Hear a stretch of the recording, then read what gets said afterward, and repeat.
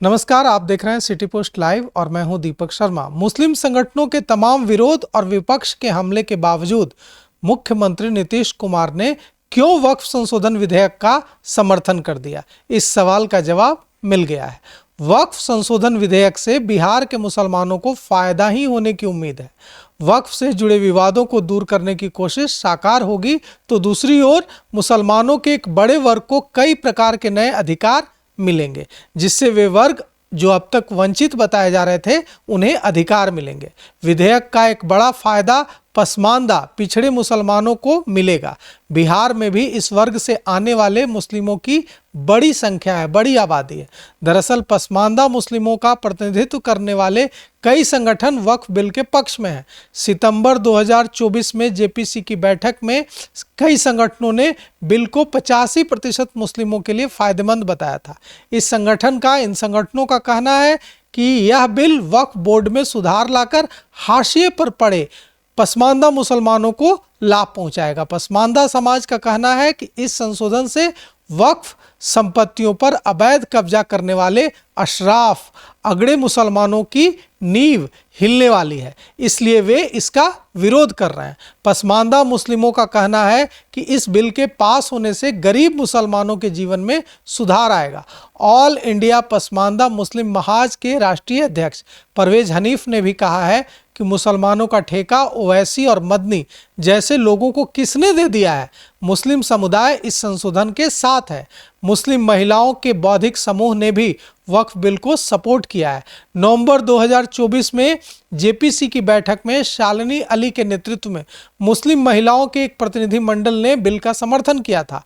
उन्होंने तर्क दिया था कि यह वक्फ बोर्ड में पारदर्शिता लाएगा और महिलाओं, अनाथों, विधवाओं, बेवाओं जैसे कमजोर वर्गों के कल्याण के लिए काम करेगा।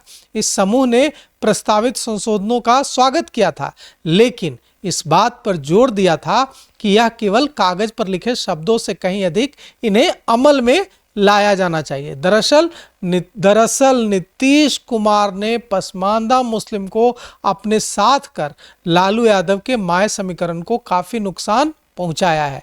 इस समाज का पूरा समर्थन नीतीश कुमार को मिलता रहा है। इस बिल से पसमानदा मुस्लिम समाज को बहुत फायदा होने वाला है, इसलिए नीतीश कुमार ने तमाम विरोध के बावजूद इस बिल का समर्थन कर दिया। पसमानदा मुस्लिम महाज के लोगों का आरोप है कि यह बिल फायदेमंद साबित होगा या नहीं, यह तो आगे पता चलेगा, लेकिन कुछ लोग निजी स्वार्थों के लिए इसका विरोध कर रहे हैं, क्योंकि अभी तक वक्फ बोर्ड और माफिया मिलकर देश की कीमती जमीनों पर कब्जा कर लेते थे, उस पर शॉपिंग मॉल बना लेते थे, लेकिन इस बिल के पास होते ही यह सब बंद हो जाएगा। इस संपत्ति से होने वाली आय गरीब मुसलमानों के हितों में खर्च की जाएगी। किसी भी दरगाह, मस्जिद, मदरसा पर कोई दखल नहीं कर पाएगा। तो यह पूरा मामला क्या है? तो इस पर चर्चा करने के लिए हमारे साथ हैं रब मंच के संस्थापक शमशाद अंसारी। तो आपको कैसे लगता है कि इसका फायदा गरीब मुसलमानों को होगा, बिहार के पसमानदा मुसलमानों को होगा? देखिए, अभी तक तो जिसके हाथों में था वक्फ संपत्ति, अब तक तो फ़ायदा नहीं पहुंचाया। तो शायद इसी का जो अब हुआ है, बिल जो पास हुआ है, अब इससे हम लोगों को उम्मीद है कि अगर सरकार की नियति अच्छी है तो सरकार पे तो ऐसे बिल हमेशा उंगली उठाई जाती है, लेकिन अगर इन्होंने इस नियत से चेंज किया है इस बिल को कि नहीं, अब हमें पासमानदा को इससे फ़ायदा देना है, तो एक उम्मीद से हम लोग हैं कि बिल्कुल फ़ायदा पहुंचेगा, क्योंकि अभी तक तो कुछ भी फ़ायदा नहीं पहुंचा। अभी तक हम लोग गरीब हाशिए पे ही हैं और कुछ भी फ़ायदा नहीं हुआ है हमारा। तो इस वक्फ बिल के ज़रिए जो पास हुआ उसमें हम लोग सरकार से अपील कर रहे हैं कि वो कैसे फ़ायदा पहुंचेगा हमें, उसके बारे में कुछ मीटिंग कर ले, और फिर कैसे एक गरीब तबका जो है, शोषित समाज का, चाहे जो भी है, उसको कैसे मतलब संपत्ति के ज़रिए शिक्षा भी मिल सकता है, आय की जो स्रोत है वो भी बढ़ सकता है, और बहुत कुछ फ़ायदा मिल सकता है। शर्त यह है कि जैसे ये कानून को पास किया गया, बस नियत से उसको ज़मीन पे उतारा जाए। नहीं, इससे कहा जा रहा है कि इससे पसमानदा, बिहार के जो पसमानदा मुसलमान हैं, उनके हकों की आवाज़ उनके हकों को अब मजबूती मिलेगी। तो कैसे मजबूती मिलेगी इससे? देखिए, इसमें तो दो तरीके हैं कि पहला, जितने भी वक्फ संपत्ति हैं उनका जो सीईओ है या जिनकी देख रेख होती है, जो मुतवल्ली होते हैं, उनका डेटा लेके और पसमानदा समाज के जहाँ भी डेटा लेके उनकी जो आय हो रही है उनमें डिस्ट्रीब्यूट किया जाए। ठीक है, अगर डिस्ट्रीब्यूट सिर्फ 2.5% जो ज़कात का हक है अगर उतना भी कर दे तो पसमानदा समाज के लिए बहुत होगा। ठीक है, पहला चीज़। और दूसरा की है जो भी रख रखाव के जिम्मेदार हैं उनको बदला जाए। सबसे बड़ा घोटाला वही लोग किए हैं। तो अगर उनको बदल के शुद्ध लोग, और जो इसमें ये भी है कि 5 साल से जो वक्फ बिल में जो 5 साल से प्रैक्टिसिंग मुस्लिम है उसको फ़ायदा पहुंचेगा या वो दान कर सकते हैं। तो वो रब मंच के पास है कि कौन प्रैक्टिसिंग मुस्लिम है या नहीं है। वो हमारे पास वो मतलब आइडिया है कि कैसे मतलब एक जो ये जो वर्किंग मुस्लिम है या फिर जो प्रैक्टिसिंग मुस्लिम है वो कैसे डेटा से बाहर आ सकता है। तो आप उन तक पहुंचाने की कोशिश करने के लिए आपको ज़रूर है कि हमारा साथ चाहिए या फिर हम आपको बहुत कुछ दे सकते हैं। देखिए, कहा जा रहा है कि जो वक्फ की ज़मीनों पर जो अवैध कब्जा है उससे अवैध कब्जे से वक्फ की ज़मीनों को मुक्त कराना पहली चुनौती है। क्या आपको लगता है कि अवैध कब्जे की वजह से गरीब मुसलमानों को इसका फ़ायदा नहीं मिल पा रहा है? अभी तक तो वही हुआ है ना। अभी वक्फ बोर्ड तो छोड़ दीजिए, जो नॉर्मल मदरसा मस्जिद है ना वहाँ पे भी हम ऐसे लोगों को, कोई भी नॉर्मल जो ट्रैवलर होता है, कुरान में जो है ना इब्न सबील मतलब मुसाफिरों की हक की बात की है। तो मैं आज सुबह की बात कर रहा हूँ, एक मस्जिद में मैं सिर्फ गया और यहाँ पे बताया कि मुझे सुबह टॉयलेट जाना है, तो साफ डांट के कहा कि नहीं, नमाज से पहले नहीं आ सकते हैं। तो हमें तो मतलब जो वक्फ में नहीं है उस पे भी अधिकार नहीं है। तो कम से कम वक्फ से ये उम्मीद कर सकते हैं, सरकार की इस मंशा पे अभी मैं सवाल नहीं कर सकता हूँ। अभी उन्होंने जो इरादा किया है वो बस आगे करें और उस पर अमलन करें और फिर वो गरीबों में बांटने की नियति जो है ना वो दिखा दें। क्योंकि जब तक ये नियति पे शक होता रहेगा, जब तक आप पसमानदा समाज को उससे फ़ायदा नहीं पहुंचाएंगे जैसे अब तक नहीं पहुंचाया है। तो गुजारिश यही है कि पहुंचाएं और लोगों को दिखाएं कि ये सही काम हमने किया है। यही कहा जा रहा है ना कि देखिए, कहा जा रहा है कि अब जो वक्फ संशोधन बिल आया इसमें कहा जा रहा है कि इससे अवैध कब्जा हटाने में मदद मिलेगी और जो लोग, जिन लोगों को ज़रूरत है मदद की, उनको मदद पहुंचेगी। अभी तक क्या हो रहा था कि जो ताकतवर लोग हैं मुस्लिम समाज के, वे लोग, अल्पसंख्यक समाज के जो ताकतवर लोग हैं वे इसका फ़ायदा ले रहे थे। कहा जा रहा था कि इस पर मॉल बन जा रहा है, कहा जा रहा था इस पर दुकानें बन जा रही हैं और कब्रिस्तान के लिए जगह नहीं है, मस्जिद बनाने के लिए जगह नहीं है, सब सड़क पर नमाज पढ़ने की दिक्कत हो रही कि सड़क पर नमाज पढ़ रहे हैं क्योंकि जगह नहीं है। तो ये कहा जा रहा है कि अगर यह बिल इम्प्लीमेंट होता है अच्छे तरीके से, जिस नीयत की आप बार बार बात कर रहे हैं कि कानून तो अच्छा है लेकिन अच्छी नीयत के साथ इसे इम्प्लीमेंट किया जाए, तो अगर अच्छी नीयत के साथ इसको इम्प्लीमेंट किया जाता है तो इसका क्या फ़ायदा होगा, ये हमें समझाइए। तब तो ये हम ऐसे लोगों के लिए वरदान साबित होगा, क्योंकि अभी तक तो मतलब हमारे साथ छल कपट के अलावा कुछ किया नहीं है अपने मुसलमानों ने, सिर्फ उन्होंने अपनी अपनी जेबें भरी है। लेकिन अगर इससे हमें फ़ायदा पहुंचाया जाता है तो हमसे अच्छा और कौन उम्मीद कर सकता है। आप कह रहे थे कि कुछ कुरान से आयतें लेकर और आप समझाएंगे कि कैसे इस पर काम करने की ज़रूरत है, तो बताइए क्या कहना चाहते हैं। कहना ये है कि सबसे पहले जो इस्लाम जो है ना, इसमें असमानता का जो चीज़ बताया गया है वो जातिवाद पे नहीं बताया गया है, वो आर्थिक बताया गया है कि जो माल वाले हैं वो अपने से कमतर दर्जे के जो गरीब फुकरा हैं उनको 2.5% ज़कात देते हैं। तो अभी का जो सिस्टम है हमारा, पूरा 2.5% जो है मदरसा और मस्जिद में ही जाता है। तो इससे हमारे समाज के जो लोग हैं भिखारी बने हुए रोड में, हर जगह की, ये चाहे किसी भी देश में जाइए, खास के ये 3 देशों में अक्सर लोग भिखारी ही नजर आएंगे। पासमानदा समाज से आते हैं जी।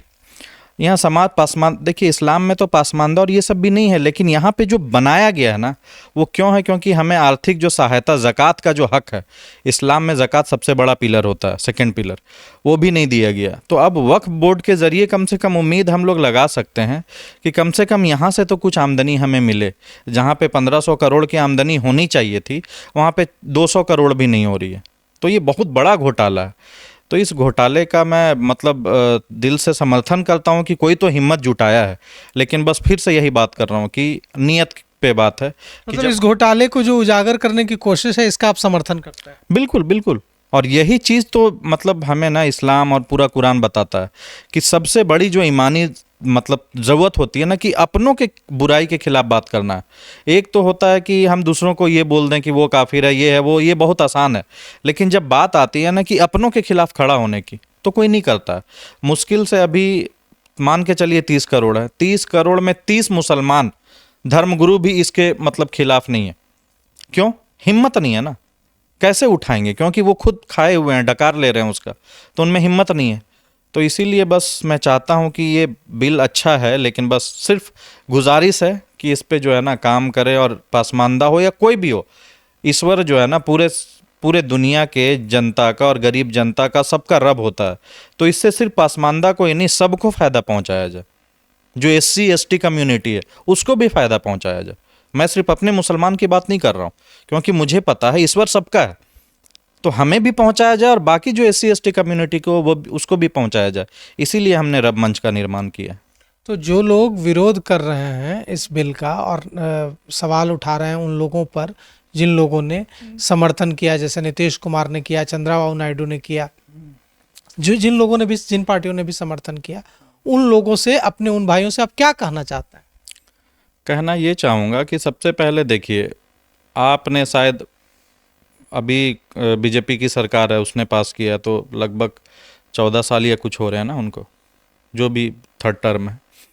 तो अभी तक तो हमें कुछ फ़ायदा नहीं पहुंचा। कांग्रेस के भी शासन में वक्फ बोर्ड जो है वो मुसलमानों के पास था, तो नहीं पहुंचा। लेकिन अब जब ये सरकार विधेयक पास की है, तो थोड़ी सी और तब्दीली चाहिए, जो मैं भी चाहता हूं कि कैसे आम जनता को इसका फ़ायदा पहुंचेगा। तो उसी तब्दीली के लिए मैं यहाँ पे आया हूँ, ताकि मेरी आवाज़ सरकार तक पहुँचे।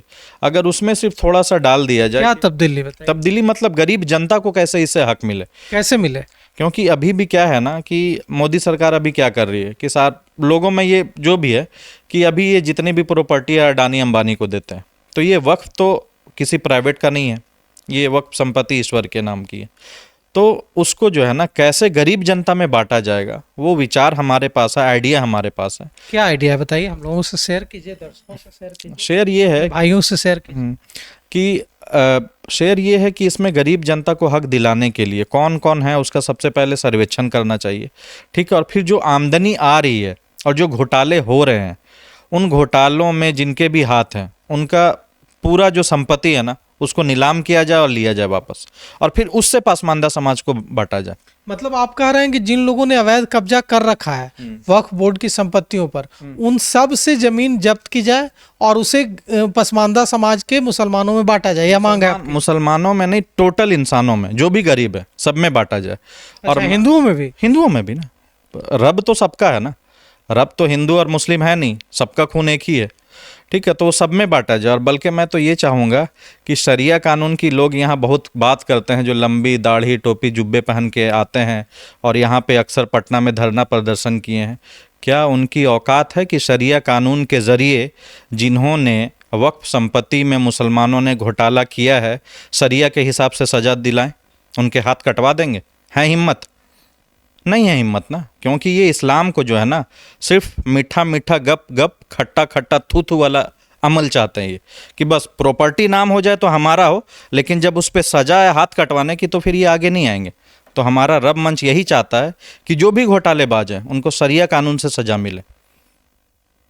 क्या सजा है शरिया कानून में? चोर का हाथ काटने का है, हाथ कटवा के दिखा दें। अगर इतने तो भारत तो संविधान, बाबा साहेब भीमराव अंबेडकर के बनाए गए संविधान से चलेगा, शरिया से नहीं चलेगा। यही तो मैं भी चाहता हूं ना। और संविधान में यह है कि अगर किसी ने जमीन हड़पी है तो उसकी जमीन जब्त की जानी चाहिए और उसको जेल भेजा जाना चाहिए। तो ये तो यही होना चाहिए ना। तो फिर मुसलमान से मैं ये अपील कर रहा हूँ कि इनके साथ क्यों आप हैं?